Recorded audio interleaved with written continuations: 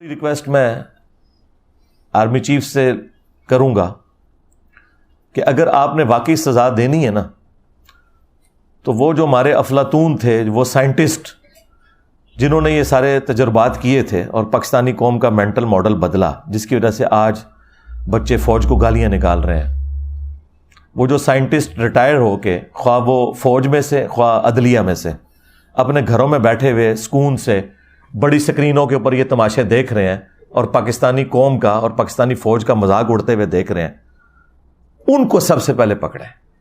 اور اگر آپ ان کو نہیں پکڑ سکتے نا تو پھر یہ سارے کا سارا کریک ڈاؤن، یہ سارے کا سارا بلیک ڈے اس کو ڈکلیئر کرنا، اس کا کوئی فائدہ نہیں ہے، کیونکہ جب تک چور کی ماں کو نہیں نہ ماریں گے آپ، یہ چور نئے پیدا ہوتے رہیں گے۔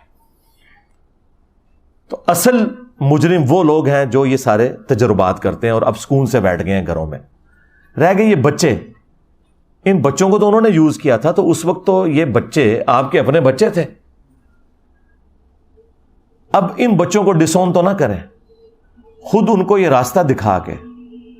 ہو سکتا ہے آج کی قیادت یہ کہ جی ہم اس سسٹم کا حصہ نہیں، وہ پرانی قیادت تھی، تو بھئی یہ بچے بھی پرانی قیادت نے بنائے ہوئے تھے۔ اگر آپ اس پرانی قیادت کو سزا نہیں دے سکتے تو ان بچوں سے بھی درگزر کریں۔ ہاں، جو بالکل آدھی قسم کے مجرم ہیں، جس طرح یہ کہہ رہے ہیں کہ کچھ اس میں دہشت گرد بھی ہیں، کچھ 40-50 کے قریب جو ٹرینڈ تھے، جنہوں نے ایک جگہ پہلے عسکری ٹاور کو بھی آگ انہوں نے لگائی، اور اسی طریقے سے جناح ہاؤس کو، کور کمانڈر ہاؤس کو بھی آگ انہوں نے لگائی۔ یہ ٹرینڈ لوگ تھے۔ جو اوپر کے جو لوگ ہیں انہیں پکڑیں۔ یہ جو ہزاروں میں آپ نے لوگ پکڑے ہوئے ہیں اور پھر آپ فوجی عدالتوں میں کہہ رہے ہیں مقدمات چلائیں گے، یہ تو بیچاروں کی زندگیاں پوری سپائل ہو گئی۔ ان کے تو پیچھے سارے رل گئے، ان کے ماں باپ بھی، بیوی بچے بھی۔ تو یہ تو آپ لوگوں کی خاطر اس وقت قربانی کا بکرا بنے تھے۔ تو اب میرا خیال ہے انہیں معاف کریں اور صرف بڑوں کو پکڑیں، اس میں بھی جو ماسٹر مائنڈ ہیں اور جو ادھر یعنی جو آگے پیش تھے ٹرینڈ لوگ۔ جو عام بچے اب 7-8 ہزار بندہ اسے پکڑ کے جیلوں میں ڈالیں گے، وہ 7-8 ہزار بندہ کوئی ٹرینڈ تو نہیں تھا، وہ تو بس لائی لگ تھے۔ اس وقت تو کتنے شوق سے لوگ جا رہے تھے۔ اب آپ دیکھ رہے ہیں ایک ایک کر کے بندوں کی ویڈیوز آ رہی ہیں کہ جی مجھ سے یہ غلطی ہو گئی، میں معافی مانگتا ہوں۔ اور اس وقت ان کا آپ جوش کا لیول دیکھیں، لگتا تھا پتہ نہیں پاکستان میں کوئی انقلاب لے کے آ جائیں گے یہ۔ میں نے آپ کو بارہا بتایا کہ اس طرح کا انقلاب پاکستان میں انشاءاللہ کبھی بھی نہیں آئے گا، اور نہ اللہ کرے کہ کوئی اس طرح کا انقلاب آئے۔ ہاں، یہ ذہن میں رکھیے گا، کیونکہ پھر مخالفین کو انہوں نے زندہ نہیں چھوڑنا۔ ادھر انقلاب اس لیے نہیں آئے گا کہ ادھر فرقے بھی بے شمار، پولیٹیکل اختلافات بھی بے شمار، کبھی کوئی ایک لیڈر کے نیچے یہ جمع ہو ہی نہیں سکتے۔ اور نہ اس طرح کا انقلاب آ سکتا ہے جو لوگ کہتے ہیں ایران میں آیا، تو ایران میں فرقہ ایک تھا شیعہ، لیڈر بھی ایک تھا، اور وہاں وہ لیڈر کا مطلب لیڈر ہے۔ یہاں پاکستان میں 22 کروڑ عوام میں سے 15 کروڑ عوام یعنی بریلوی فرقہ یہ کہتا ہے کہ امام کعبہ کے پیچھے نماز ہی نہیں ہوتی، اور جو مسلمان امام کعبہ کے پیچھے نماز کا قائل نہ ہو وہ کسی مذہبی لیڈر کو اپنا لیڈر مان سکتا ہے۔ سب سے بڑا اگر کوئی لیڈر ہے یعنی جو نان مسلم مسلمانوں کے بارے میں سوچتے ہوں گے تو وہ یہی سمجھتے ہوں گے جس طرح ویٹیکن سٹی میں پوپ بیٹھا ہوا ہے، اس طرح خانہ کعبے کا جو یا مسجد نبوی کا امام ہے وہ ان کا لیڈر ہوگا۔ اس کے پیچھے تو کہتے ہیں یہ نماز ہی نہیں ہوتی، تو کھیت ہے مٹی انقلاب آنا تھوڑا نہیں، کبھی بھی نہیں آنا۔ تو اس طرح کے جو انقلابات ہیں نا وہ بس جذباتی باتیں ہوتی ہیں، کچھ بھی نہیں اس میں سے نکلنا ہوتا۔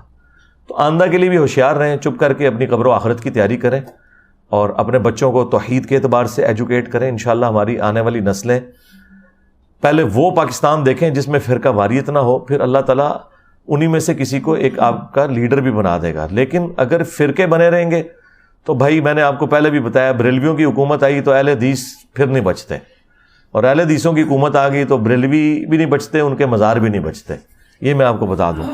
لہٰذا یہاں کوئی اس طرح کے انقلاب وغیرہ کے معاملات کو آپ نہ سمجھیں۔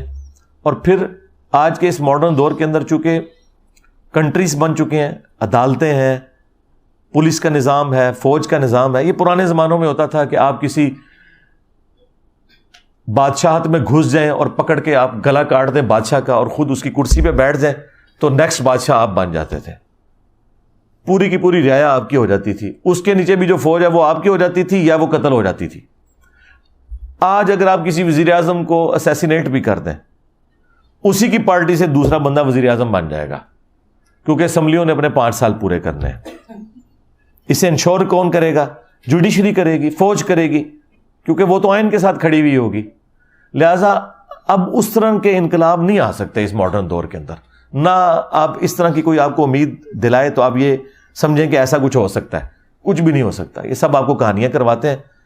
ہوش کے ناخن لیں، اپنی فکر کریں، اپنے بال بچوں کی فکر کریں، دنیا کی بھی ان کی اور آخرت کی بھی فکر کریں. ملک کی اکانومی آپ کے سامنے ہے. میں اس پہ تو حیران ہوں کہ بلیک ڈے کے حوالے سے کتنی ایڈورٹیزمنٹ چل رہی ہے.